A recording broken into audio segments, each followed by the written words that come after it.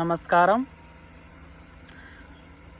अभी के अभ्यासों में एक प्रश्न आया है कि जैसे जिन विचारों से और विकारों से हम बचना चाह रहे हैं उनकी और वृद्धि होती चली जा रही है जीवन में, और इसके पीछे कारण क्या है? इसके पीछे कारण है हमारे माइंड की प्रोग्रामिंग। जो चीज़ें हमें बचपन से सिखाई गई हैं उन्हीं से बचने की कोशिश के लिए हमें प्रेरित किया गया है। जैसे हमें सिखाया गया कि काम, क्रोध, लोभ, मोह इन सब को त्यागो, इन सब से बचो। एक माँ जब बच्चा घर से बाहर जाता है तो उसे डांटती है कि तुम्हें घर से बाहर नहीं जाना है, तो उसका घर से बाहर जाने के प्रति और आकर्षण बढ़ जाता है। उसकी ध्यान की ऊर्जा कि ऐसा क्या है बाहर जिसे ये देखने से मना कर रही है। तो जिन जिन चीज़ों को रोका जाता है जीवन में होने से, वो और ज़्यादा बढ़ जाती हैं, क्योंकि उन पर हमारे ध्यान की ऊर्जा और अधिक लगती है। और लॉ ऑफ रिवर्स, कुएं का नियम जो है वो कहता है कि जिस चीज़ से हमारी चेतना बचना चाहती है, जिस चीज़ से हमारी चेतना बचना चाहेगी, हम उसी से जाकर के टकरा जाते हैं। एक साइकिल चलाने वाला साइकिल चलाना जब सीखता है, 20 फीट की चौड़ी रोड पर छोटा सा पत्थर पड़ा रहता है और उस पत्थर को देखते देखते वो उसी पत्थर से टकरा करके गिर जाता है, क्योंकि उसका ध्यान उससे बचने के लिए जाता है। तो एक ऊर्जा उस पर केंद्रित होती है और वो उससे टकरा जाता है। ऐसे ही जब हमें सिखाया गया, सुनाया गया कि इन विचारों से हमें मुक्त होना है, इनको करने से हमें नरक मिलता है, ऐसे ऐसे दुख मिलते हैं, तो हमने उनसे बचने की कोशिश करी और कोशिश करते हैं। जिन लोगों ने कोशिश करी उनसे बचने की, वो उनका और बड़ा शिकार होते चले गए। जो लोग मोह माया को छोड़ने की, वासना को छोड़ने की बात करते हैं, वो और लोग वासना से भरते चले गए। आसाराम राम रहीम इसका प्रत्यक्ष प्रमाण है। तो फिर करें क्या? इनसे बचने का उपाय क्या है? इनसे बचने का उपाय है कि हमें इन पर ध्यान केंद्रित नहीं करना है। जो बेकार हैं हमें उन पर ध्यान केंद्रित नहीं करना है। जो जहर शरीर में एक बार चला जाता है, खून में मिल जाता है, उसे निकालने के लिए एक एंटीडोज दिया जाता है।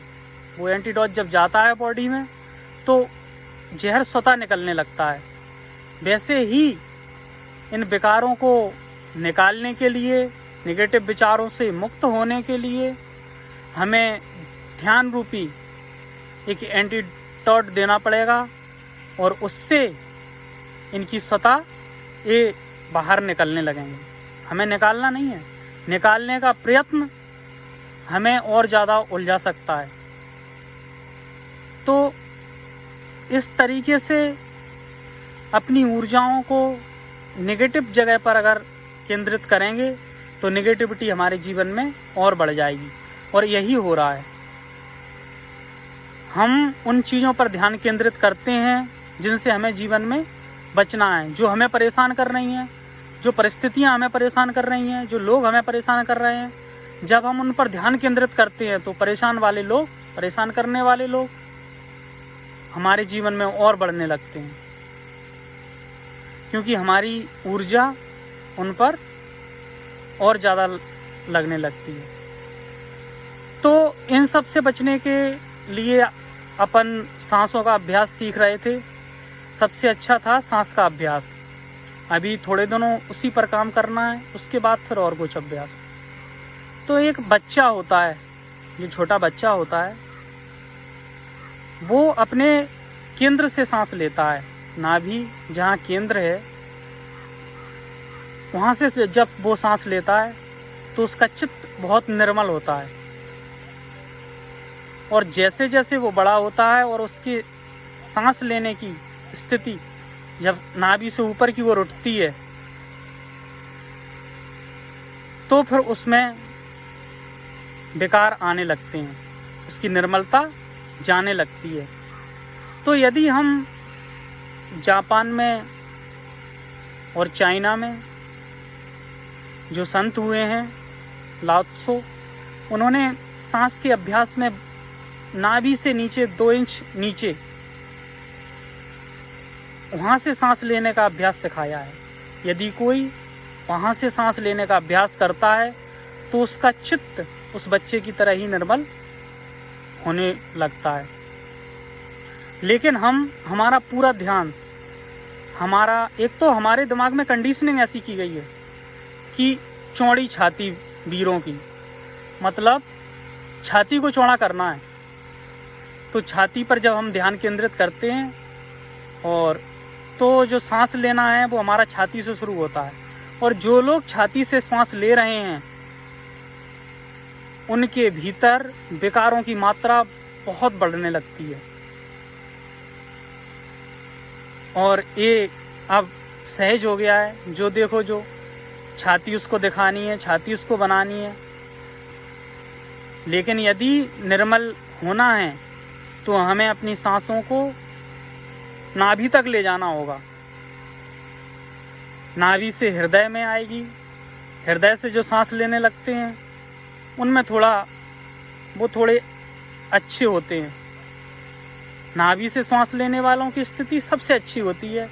उसके बाद की स्थिति होती है हृदय तक से सांस लेने वालों की, और उसके बाद की जो स्थिति होती है, जो बुद्धि में जीता है, वो छाती तक सांस को लाता है, और वो मानसिक और शारीरिक दोनों विकारों से ग्रसित होने लगता है।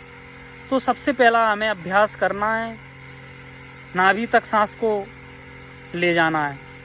और जैसे ही जब भी हम रिलैक्स होंगे तब आप स्वयं देख सकते हैं कि आपकी जो सांस है वो नाभि तक जरूर जा रही होगी।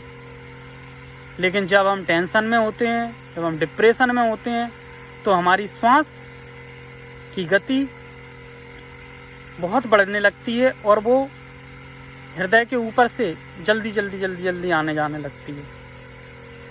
तो श्वास ही हमारे प्राणों का, हमारे अंतर जगत को सुधारने का, उस तक पहुंचने का एकमात्र जरिया है। इसलिए हमें किसी भी विकार पर ध्यान केंद्रित नहीं करना है, किसी भी थॉट पर हमें ध्यान केंद्रित नहीं करना है। हमें सिर्फ सांसों का अभ्यास कुछ दिन करना है और हम देखेंगे कि हमारे जीवन में एक बहुत बड़ा परिवर्तन सांसों के परिवर्तन से होने लगा है। आप सबका बहुत बहुत आभार, बहुत बहुत धन्यवाद।